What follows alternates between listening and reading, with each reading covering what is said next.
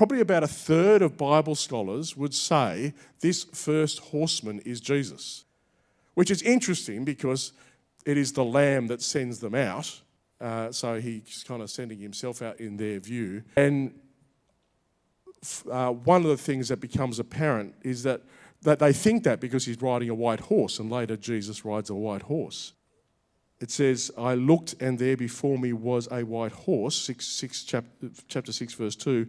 Its rider held a bow and he was given a crown and he rode out as a conqueror bent on conquest. So why wouldn't I think that's Jesus?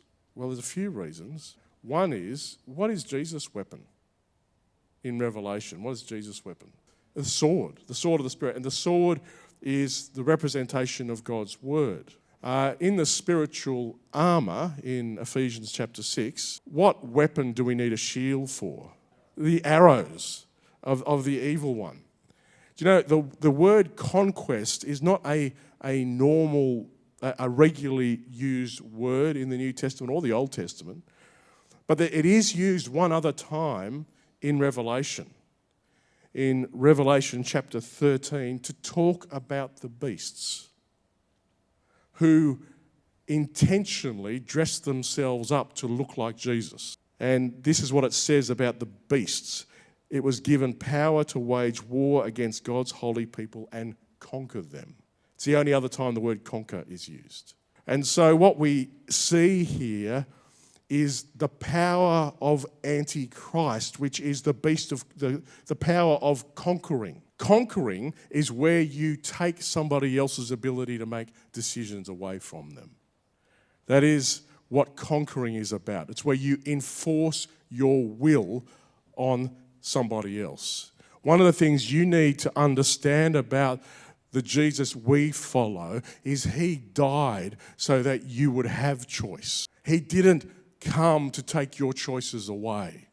The beast and the forces of the Antichrist want to take your choices away. And I also find it interesting that the sword of the Spirit is an up close. When you're fighting with a sword, it's face to face, it's close.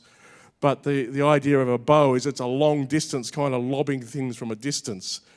It is a depersonalized attack. And I think part of what the enemy wants to do is depersonalize, take you out of action from a distance. And so we get this set, the very first horseman of the apocalypse is this force that wants to oppress and take your ability to make choices away. I actually think this is where the misreading of that first horseman as Jesus, as a conquering power, sets people up to have really faulty theology about how Jesus approaches power and how the world works. You won't see Jesus ever come with political power. He doesn't need it. He comes with the power of self-giving love, which is one of the themes right the way through Revelation.